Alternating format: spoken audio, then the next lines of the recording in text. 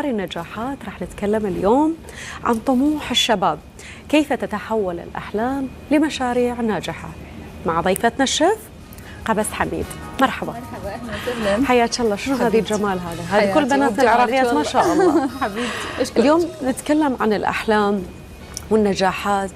يقولون الأحلام ما تتحقق، بس أنا شو أقول ما يتسمى حلم، أنا أسميه هدف وأحققه او شغف أو شغف لربما. بالضبط. نتكلم عن هذا الأمر ونشوف عندنا بنات ناجحات صح. يرسمون مخطط عادة ويبدون يشتغلون على هذا الشيء ويؤمنون به قبل كل شيء. بالضبط.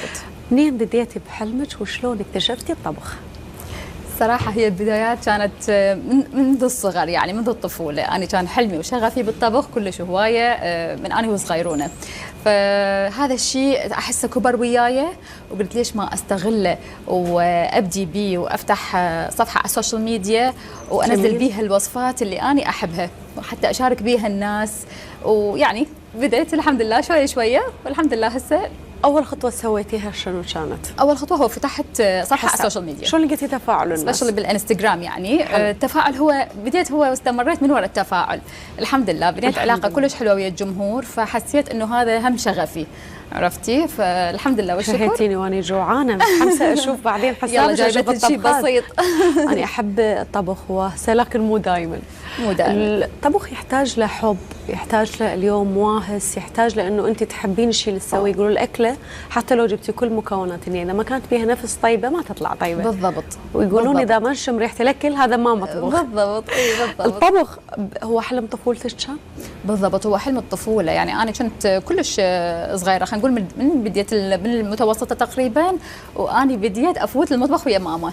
فكنت اطلع ماما من المطبخ واقولها لازم اني الزم المطبخ، فكانوا اهلي ينطوني هاي المساحه. عرفتي؟ لا تنسين الاهل هنا كان لهم دور كلش كبير، خاصه الوالد والوالده الحمد لله وحتى اخواني، بس يعني كانوا ينطوني مساحتي الخاصه من اني وصغيره. فهذا الشيء الحمد لله لحد الان هم الحمد لله داعمين. الحمد لله. يعني ما فكرتي بيه اليوم كمشروع انه اريد ينجح؟ مشروع لا طبعا اكيد بديت بيه كمشروع. بديت قبل سنتين تقريبا.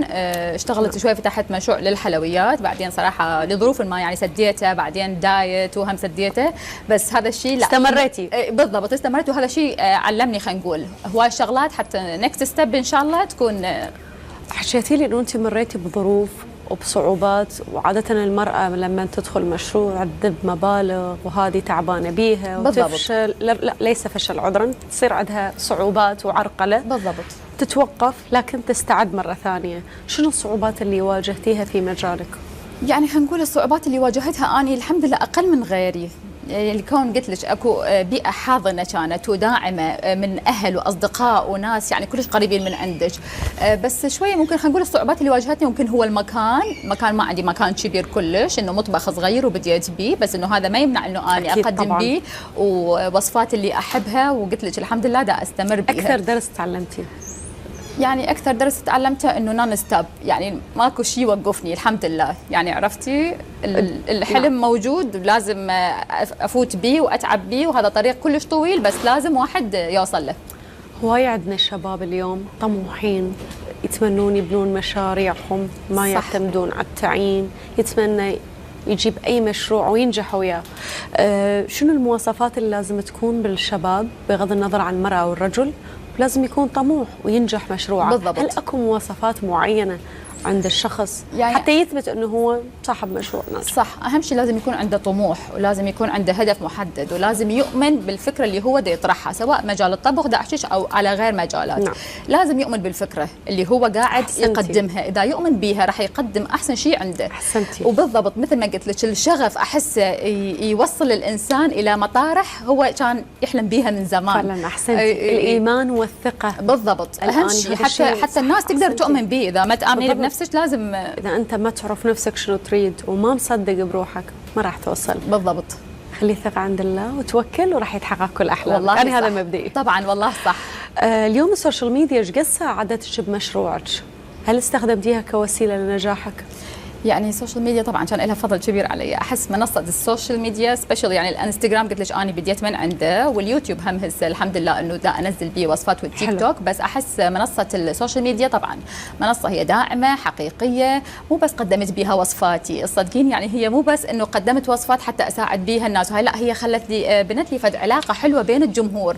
فهسه احس صار عندي فد عائله ثانيه اتواصل وياهم وانه لازم على طول نحكي ونكتب وشيء اي شيء يريدوه من عندي لازم اساعدهم. فيعني احس بنت لي فد شيء كلش حلو بيني وبين جمهوري. الله يديمهم يا رب. حبيبي اشكرك.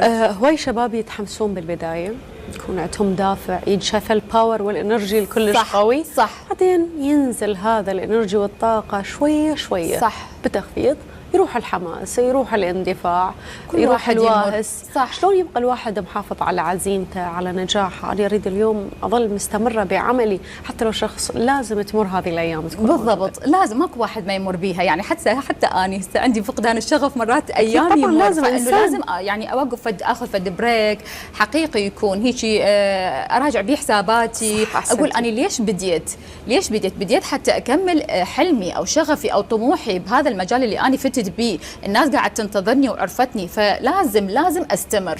نعم. لازم استمر ولازم اطور من نفسي. فنصيحتي للشباب يعني فقدان الشغف هذا شويه خلوه كم يوم، اخذوا بريك وبعدين لازم تستمرون. البريك هو يساعد بالضبط. الانسان يرست افكاره، بالضبط. ياخذ حيز يشوف انه ابد مو بالضبط. غلط. احسنتي.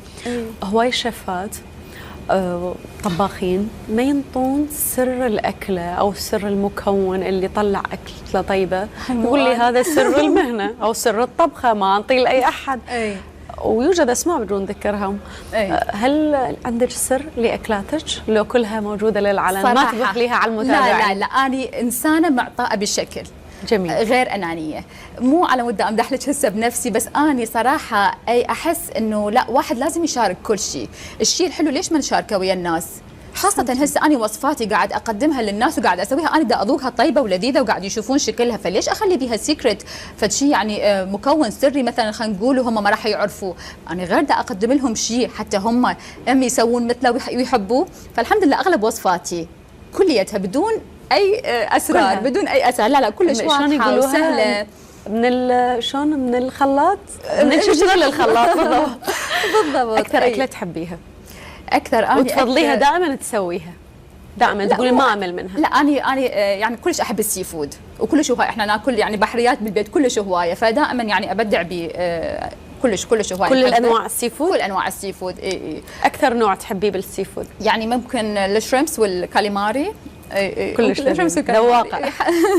اليوم هذه الأكلات صعبة، مو أي شخص يطبخهم، لأن هي بها نوع من الزفارة كلش قوية تكون، وما يطبخها أي شخص مستحيل. بالضبط. إلا شخص محترف حتى يجعلها بطريقة بمكون يكون كلش لذيذ ويطلع نكهتها الحقيقية. بالضبط. تواجهك صعوبة مرات بهذا الأثناء؟ تواجهني، لأنه هنا مرات عندك الأشياء تكون مو متوفرة دائما فريش، دائما تكون فروزن، فالفروزن دائما يكون هو صراحة يعني شوية زفر أكثر من كلش. فمن ألقي شيء فريش صراحه راسا اروح يعني حتى لو شويه هو اغلى. دائما اقول لهم للناس انه صح يدفعون شويه اغلى، بس انه انتم مشترين شيء راح من تطبخوه طيب وراح يستفاد جسمك. الدجاج الفريش، اللحم الفريش، او حتى يعني الاسماك الفريش طبعا كلها تفرق.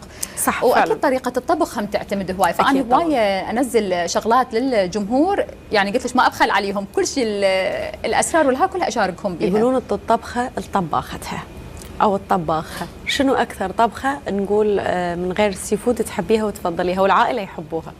ممكن القوزي العراقي. بعض المشاهد القوزي العراقي أنا كلش هواية أسويه، وكلش هواية ناس من يعني جربوه يقولوا لي لا هو هذا القوزي وبس. أكو هواي شباب عندهم حب للطبخ لكن ما يعرفون شلون يحولوا لمشروع، شلون يستثمرون به، شلون اليوم يبدعون. بعض الاشخاص يستحون، لا اني شنو طباخ، او لا هذه مو اني، هذه وظيفه المراه، او صح. اكو بنات لا، يعني هواي يترددون بهذه المشاكل. شلون يحولون المشروع بنصيحتك؟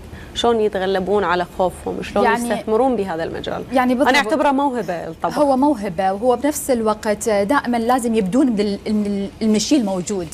يعني انت اليوم عندك مطبخ ببيتك صغيروني، ابدي بيه، ابدي شيء صغير، ابدي شيء بسيط، لا تدورون على المثاليه والا لوكيشن خاص وشيء. انا هسه باديه من مطبخ البيت، احلى منه واقعي والله واقع، وترتيبات بسيطه وشيء، وراح تغير لك هواي اشياء. فانت ابدي مشروعك من البيت، شويه شويه طور من عنده، شويه شويه اصرف عليه، واكيد واحد راح يوصل للشيء اللي هو يريده. عندك أكلة اليوم سويتيها وما حبيتيها وكانت الآراء شلون العائلة تواجه هذه الأمور؟ أكيد، وصورتها ونزلتها إنه هاي الأكلة ترى فشلت، يعني أنا تريدون نزلت لكم إياها بس إنه ترى هي فشلت. مثلا كيكة الشوفان بالموز إنه ما أعرف ليش ما ضبطتها، بس قلت لازم أضبطها، يعني عرفتي، يعني صح أنا سويتها وفشلت بس قلت لازم أعدل على المكونات وأعيدها. صعبة أنا أشوف، أنا أعرف يعني أنا مو طباخة يعني ماهرة كلش طيبة، فعلا إنه لا أنا مو طباخة ماهرة، بس من إنه أسوي طبخة تطلع طيبة حتى لو أول مرة. عادة ما تضبط إذا عندك نفس طيب يعني كلش طيب، خصوصا البامية واللحم لا كارثة. عاشت إيدك. هم اليوم عندك مشروع جديد تفكرين تفتحي مطعم؟ حاليا أي مشروع ما عندي، بس فكرة؟ بس لا مفكرة واكو هيك فكرة، وبس يعني خالتها اكيد ان شاء الله، خالتها قريبا ان شاء الله. لو كان عندك مطعم تسوي شلون يكون؟ اني اي اكلات؟ شو تفضلين الاكلات اللي تكون موجودة بالمنيو؟ لا اهم شيء اني بالمطعم يعني هاي كواليتي اني اقدم، يعجبني كل شيء هاي كواليتي، فمن اريد افتح مطعم لازم يكون هيك شيء 5 ستارز، الاكل لازم يكون لذيذ، يعني ممكن المنيو يكون مغاير عن مطاعمنا اللي هنا الموجوده العراقيه، حتى يكون شويه مختلف. يعني هنا شويه المنيو تحسيه صح، كل الاكلات كل المطاعم صاروا نسخه بالضبط، يعني عكس ما تسافرين برا كل مطعم يتميز باكلات بالضبط نحتاج هذا الشيء. حتى الطعم تروحين اي مطعم يطلع الاكل مالته طيب، صح، عكس ما هنا ممكن تدبين $300 وتطلع الاكل جدا لا جدا عادي، جدا عادي تقدرين تسوي بالبيت ويطلع اطيب. بالضبط، فاتمنى يهتمون بهذا الجانب. صح. اليوم الاكلات اللي موجوده، شو تفضلين الاكلات الغربيه او الاكلات؟ انا كل شيء اكثر شيء تطبخيه تحبين؟ لا هو انا كل شيء اطبخ، بس تميلين لوين؟ الناس مالت الاكلات التقليديه العراقيه أكيد. يعني بالاخص خلينا نقول القوزي، التشريب، البرياني، يعني التباسي مالتنا العراقيه، تبسيل باذنجان، تبسيل ملفوف، فتحسين الناس صارت عندها ميول لهاي، يعني يقولوا لي عاشت ايدك تقدمين لنا الاكل العراقي على اصوله، ما يشبعهم غير هاي الاكله الدسمه ذني الاكلات. بس ابد يعني ما يمنع انه اني اقدم وصفات غربيه ووصفات حتى اسيويه، لان يعني كلش احب انوع، ما احب ابد يعني اذا تفوتين لحسابي حتشوفين منوع كلش. اكثر اكله غريبه نقول، ما نقول غربيه لان اكو اكلات غريبه اليوم، دمج المكونات مع بعض طريقتهم، اي اكله تفضلين؟ الاكله الغريبه يمكن فرايد رايز اللي هو التمن الصيني المقلي اللي هو ببيض، اكو ناس هو ما يحبوه، هواي ناس ما يحبوه بالضبط، بس اكو اماكن تسويه برا بطريقه كلش لذيذ. انا ما يعني احب هذا الميكس ابدا، بس مثل هو مثل السوشي، اكو ناس ما تحبه، بس من الذوقه انه لا يتغير نظرتها عليه. بالضبط. شفنا اخر فتره دخلت الاكلات بشكل طبخات، الناس تفضل، ناس كانت ما تعرف شنو السوشي، ما تحبه، اعرف ناس ما يطيقون ياكلوه او يشموه، بالضبط قاموا يحبون، وراها صاروا متعودين عليه، صاروا يحبون. صح، تغيرت نظرتهم. برأيك اختلفت النظريات؟ صار أنا شنو أكلي؟ يعني أنا إنسان مثقف، أنا إنسان راقي، أكو أشخاص لا تكرين، لا حتى لو هم، يعني أنا أعرف ناس عن قرب يعني من ياكلون أكلة غريبة، مثلا لحم تحسيها هبة صارت، أو يعني ياكل فد ممكن سوشي تلعب روحه ويريد يموت بس هو مبتسم، والمهم انه هو هاي الفئه الحمد لله انا كلش بعيده عنها، بس انه صح يعني موجوده، هي موجوده بمجتمعاتنا، مثل هسه الماتشا، شايفه الماتشا هسه هبت انه الكل يشرب ماتشا، الماتشا مو كلش طيبه ما تنجرع، بس انه شايفه انه لا الماتشا صارت هبه في العالم، انه اللي يشرب ماتشا يعني راقي كلش. جدا سعيده بمعرفتك، شكرا جزيلا. أنا افرح من اشوف بناتنا بهذه الطاقه وبهذه الرقي وبهذه النجاحات، اشياء جميله. اتمنى ان شاء الله تفتح المطعم ونجي ناكل من عندك، لازم تسوي لي طبخ ان شاء الله، اكيد اول الناس. احنا اول شكرا على الاستضافه، شكرا جزيلا، اتمنى لك يوم سعيد. تسلمي لي حبيبي، شكرا. واحنا نتكلم عن بناتنا وشبابنا مبدعين بالطموح والاحلام، ودائما الداعم الرئيسي تكون قناه السومريه حتى تشوفكم